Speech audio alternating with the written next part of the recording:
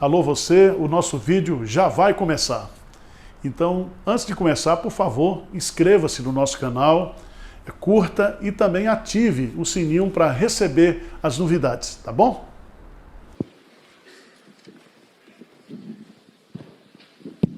Bom dia, meus irmãos.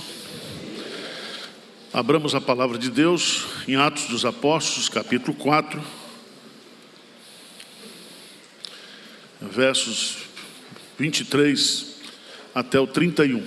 Nós queremos meditar com vocês nessa manhã sobre a importância da oração para a vida da igreja, para nós.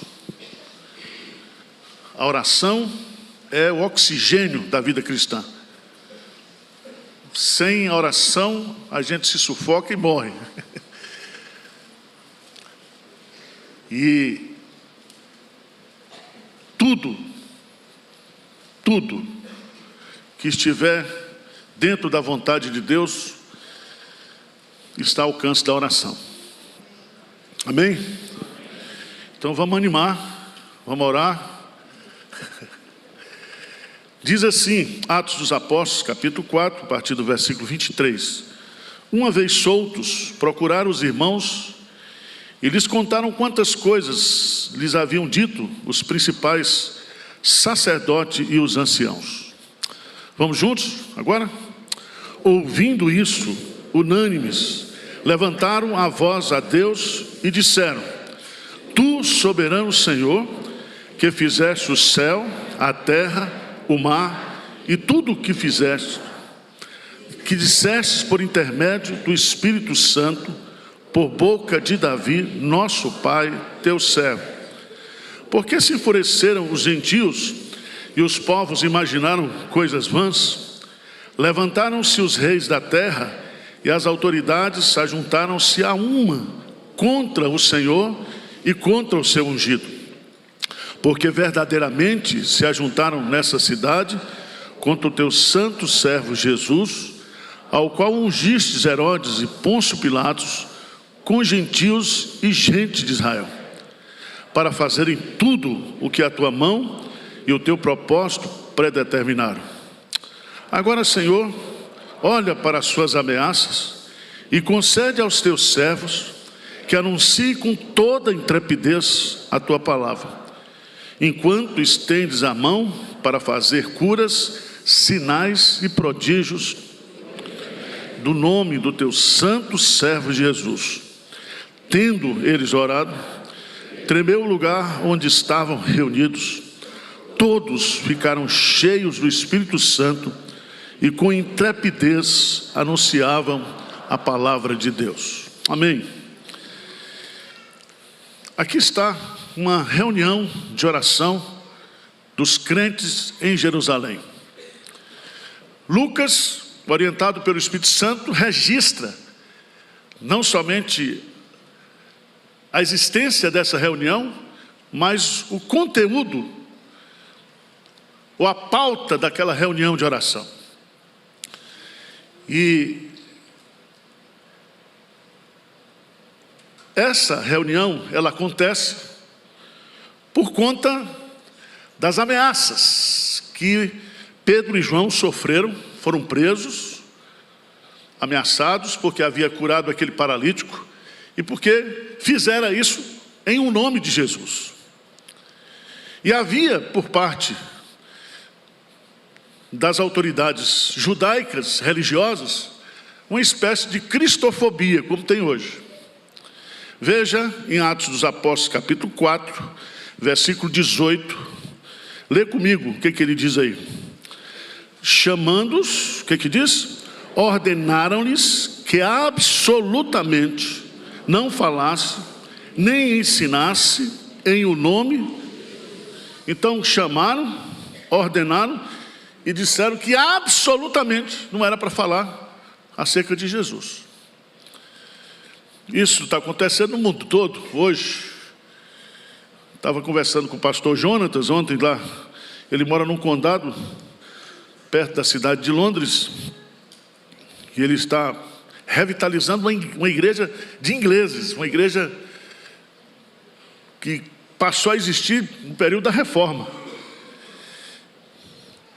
E ele disse: pastor Arival, a situação está tão complicada aqui na Inglaterra, hoje apenas 3% dos ingleses se reconhecem cristãos. As novas gerações não sabem nada, absolutamente nada sobre Bíblia, sobre Cristo, sobre o Evangelho. E o único caminho que a gente tem aqui é voltar a pregar, né? Eu queria mostrar para vocês nesse texto algumas coisas que eu destaco aqui como importantes. Por que que a oração ela é necessária, ela é importante para a vida da igreja? Primeiro, quando nós oramos, nós temos uma cosmovisão bíblica do que está acontecendo. Quando eles saem e vão, Pedro e João, se encontrar com seus irmãos, diz que eles relatam as ameaças que eles sofreram.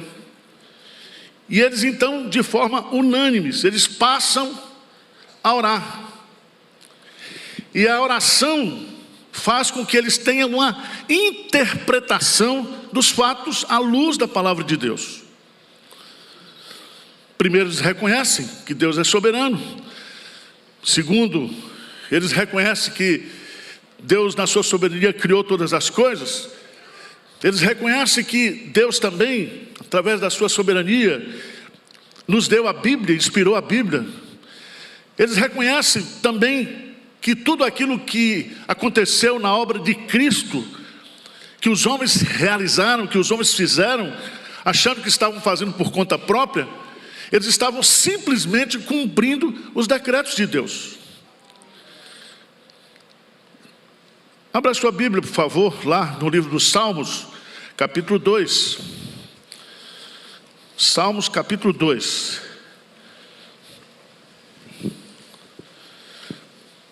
Esse salmo vai mostrar justamente, é um salmo cristocêntrico, messiânico, que o Evangelho, o povo de Deus, Cristo, sempre será rejeitado pelas nações. Haverá sempre, por conta do mundo, essa hostilidade contra o Evangelho, contra Cristo e contra a sua igreja. Veja o que diz Salmo 2: porque se enfurecem os gentios, os reis da terra se levantam, e os príncipes, o quê? Conspiram contra o Senhor e contra o seu ungido, dizendo: rompamos os seus laços e sacudamos de nós as suas algemas. O que Deus faz do céu? Versículo 4: ri-se aquele o quê? Então veja bem, os homens estão tramando contra o Evangelho, contra Cristo, contra a sua igreja, mas Deus é soberano. Deus é soberano. Amém? Então podem conspirar os príncipes, os palácios, os poderes legislativos do mundo, mas Deus está no controle. E essa igreja ora. E eu acho interessante, se fosse eu orava para aquelas autoridades morrerem. Não é assim? A gente não ora assim? Vem a perseguição, por que esse cara não morre? Por que Deus não manda? Ele diz: não. Eles vejam a oração que eles fazem: tu, soberano Senhor. Ou seja, quem manda não são as autoridades judaicas. Veja a resposta de Pedro, Atos capítulo 4, versículo 18: chamando-os, ordenaram que absolutamente não falasse nem ensinasse em nome de Jesus. Versículo 19, o que diz? Mas Pedro e João lhe responderam: julgai se é justo diante de Deus ouvir antes a vós outros do que a Deus, pois nós não.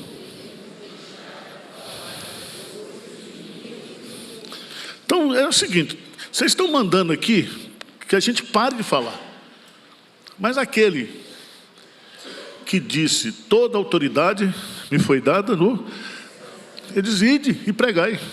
Fazei discípulos. Então nós, como igreja, nós vamos desobedecer vocês, vamos obedecer quem verdadeiramente manda. Então, gente, presta atenção que essa visão, até no que está acontecendo hoje no mundo, a perseguição contra a igreja, a proibição de colocar crucifixo, ou não ter crucifixo, não permitir que se distribua Novo Testamento nas escolas. Quer dizer, as pessoas estão conspirando contra a igreja, achando que isso vai desmotivar a igreja. Mas aí a igreja ora, e a igreja descobre que quem está reinando soberanamente é o nosso Deus. Então não adianta intentar contra a igreja, contra Cristo, para parar a obra, para prejudicar o trabalho. Não adianta.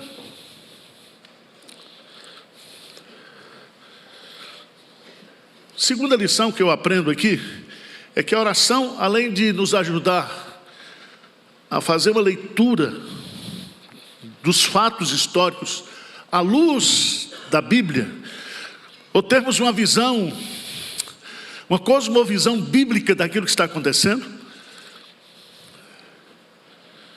mas também a oração nos ajuda a receber o poder de Deus para a gente enfrentar tudo. O que eu acho lindo nessa reunião de oração aqui é que unanimemente eles não pediram que o problema fosse resolvido. Eles não reclamaram de Deus acerca do problema. O que ele diz lá? Lê comigo, por favor. Versículo 29. O que diz? Agora, Senhor, olha para as suas ameaças e concede aos teus servos que anuncie com toda a intrepidez o quê? Então presta atenção. Olha para essas ameaças. Não tira não, tá? Deixa aí que é para dar gosto. Isso aqui, meus amados irmãos, é uma visão correta da vida. Jesus diz: no mundo tereis o quê? Mas tende bom ânimo, eu venci. A oração não é para que Deus nos livre dos problemas. A oração para a igreja é a força motriz. É através da oração que nós recebemos o poder de Deus para enfrentar tudo, todas as ameaças e vencê-las pela fé. Também na sua vida particular, na minha vida particular, quantos problemas a gente tem? E às vezes a gente ora para Deus tirar o problema e o problema aumenta. Não é assim? Mas o que Deus quer? Será que é isso? O apóstolo Paulo aprendeu a minha graça, o quê? Te basta. O meu poder se aperfeiçoa na sua fraqueza. Tudo, Paulo diz, tudo posso naquele o quê? Então, a igreja entende que na nossa missão, na nossa existência como igreja, sempre nós estaremos sob ameaça, passando por lutas, por problemas, por dificuldades, por crises. E a oração então é esse canal onde o poder do Todo-Onipotente vem para nós através de Jesus Cristo. É o poder que faz forte ao cansado, que revigora as forças daquele que não tem nenhum vigor. E é tão bonito nós entendemos o que eles estão pedindo aqui. Irmãos, nada está além do alcance da oração, exceto o que está fora da vontade de Deus. R.A. Torre diz uma coisa muito interessante. Ele diz assim: ore por grandes coisas, espere grandes coisas, trabalhe para alcançar grandes coisas, mas acima de tudo, ore. A força da igreja, o poder da igreja, vem através da oração. Quanto mais você ora, mais resistente você fica. Quanto mais você ora, mais você esvazia-se de si mesmo e o poder de Deus é derramado sobre a sua vida. É através da oração que nós iremos conquistar todas as coisas. Se está dentro da vontade de Deus, é pela oração que Ele vai nos dar. Amém?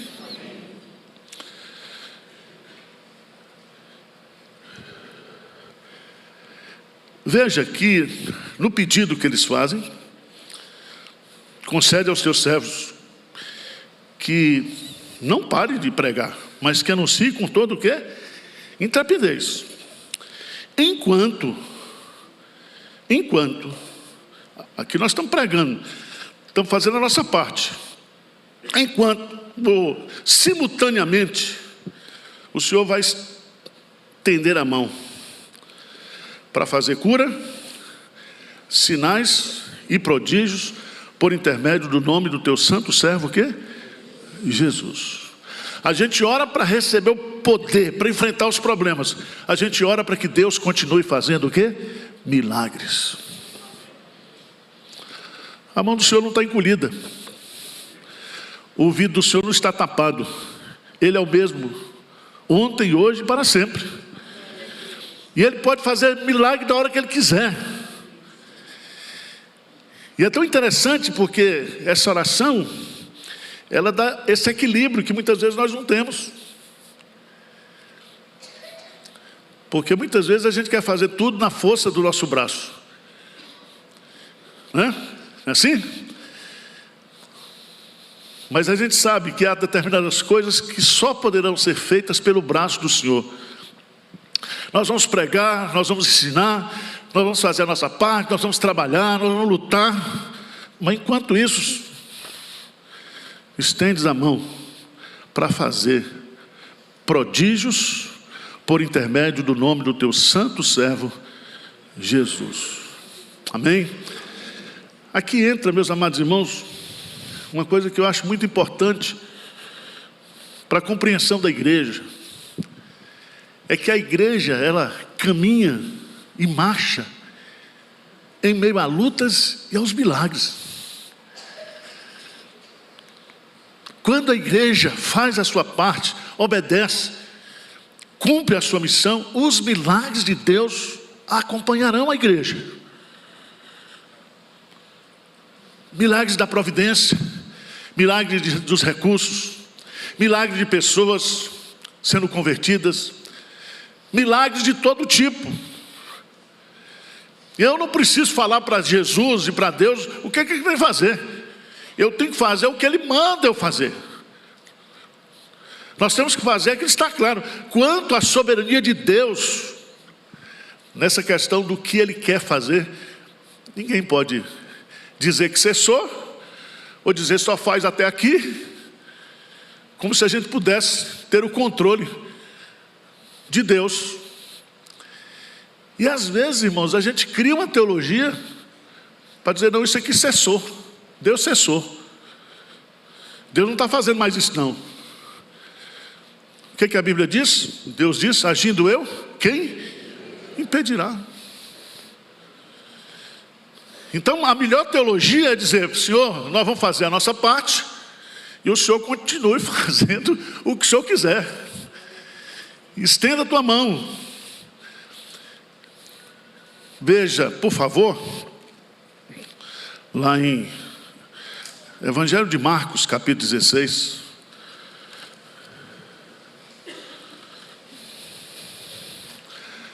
Marcos, os dois últimos versículos, é muito importante a gente entender isso aqui. Diz assim, Marcos 16, 19 e 20, diz assim: de fato, o Senhor Jesus, depois de lhes ter falado, foi recebido no céu e assentou-se à destra de Deus. Então quem está no trono é Jesus, Ele é o Senhor. Nós estamos aqui na terra, andar de baixo. Vamos ler juntos, versículo 20, bem forte. E eles, tendo partido, pregaram em toda parte, cooperando e confirmando a palavra por meio de sinais que se seguiam. Vocês entenderam o que é o desenho? A igreja vai e Deus vai conosco, e Ele vai confirmando com sinais. Amém? É Ele que faz. É Ele que faz tudo. Mas eu queria destacar ainda uma última lição.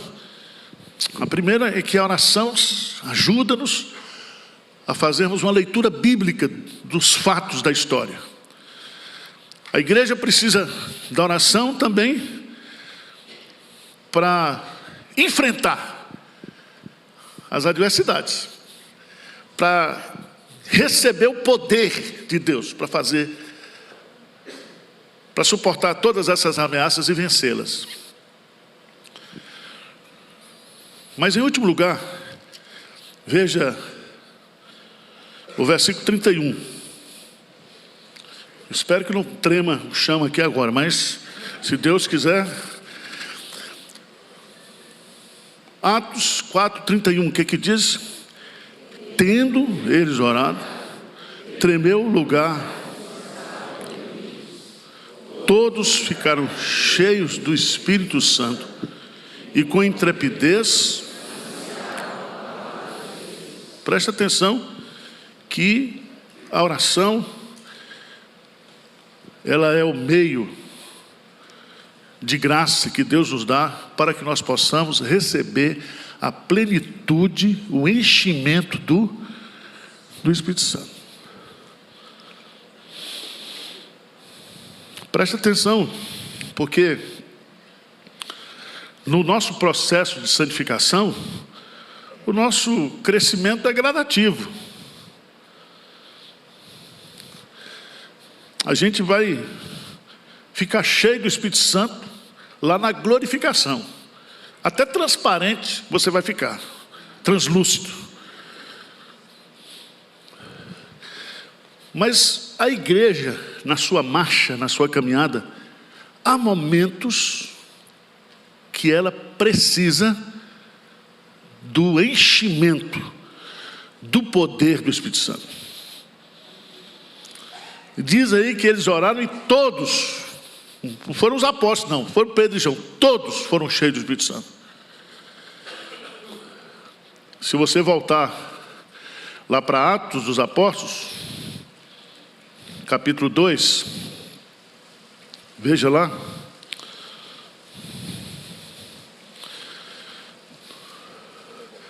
No versículo 4 diz que todos, 2:4, ficaram cheios do Espírito Santo e passaram a falar em outras línguas, segundo o Espírito lhes concedia que línguas aqui não é esse xalababababá que tem por aí não, tá? Línguas aqui são dialetos. Ficaram cheios do Espírito Santo para comunicar com eficiência o Evangelho, porque quem ouviu eles falando em línguas, diz que cada uma entendia no seu próprio idioma. Para a gente, irmãos, avançar na pregação, quando você pega, por exemplo, um caso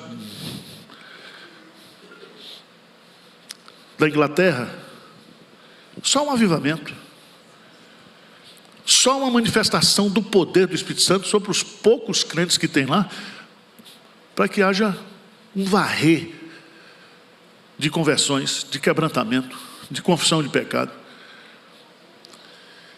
Então nós precisamos ser uma igreja cheia do poder do Espírito Santo.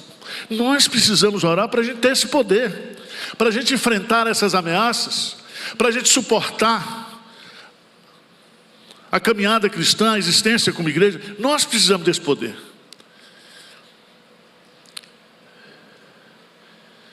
Vocês sabem que lá em Lucas 24, por favor.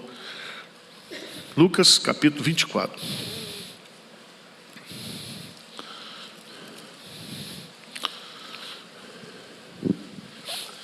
Preste atenção, antes de Cristo enviar a igreja ao mundo, antes da igreja sair para fazer a obra, a igreja primeiro precisou receber o poder do Espírito Santo. Nós não podemos fazer a obra missionária, nós não podemos realizar a obra de Deus nesse mundo sem o poder do Espírito Santo. Você pode até fazer, mas não vai ter resultado, não vai ter eficácia, eficiência. Veja no versículo 49, Lucas 24, 49, o que diz? Eis que envio sobre vós a promessa de meu Pai. Permanecei, pois, na cidade, até que do alto sejais. Então vocês vão ficar lá até que. Não vai sair sem esse poder.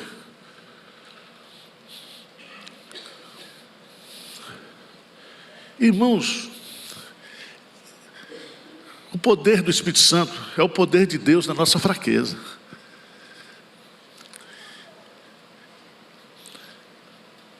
Quando a igreja ora, a igreja se humilha. A igreja diz para Deus: nós somos incompetentes. Nós somos pobres, nós somos fracos. Oração é como você apresentar diante de Deus com uma declaração de pobreza. De pobreza. E você acha que Deus não quer derramar poder sobre nós? Para a gente enfrentar esse mundo hoje, esse secularismo, para nós enfrentarmos essas ameaças que estão vindo a passos largos sobre a igreja, como é que a gente vai enfrentar isso? Só com o poder do Espírito Santo. E pregando a palavra. E pregando com ousadia, com intrepidez, o evangelho glorioso do nosso Senhor Jesus Cristo. E o pau vai quebrar. E nós vamos para cima. E Deus vai nos livrar. E Deus vai fazer grandes coisas. Porque Ele é Deus. Continua sendo Deus. Vamos orar então?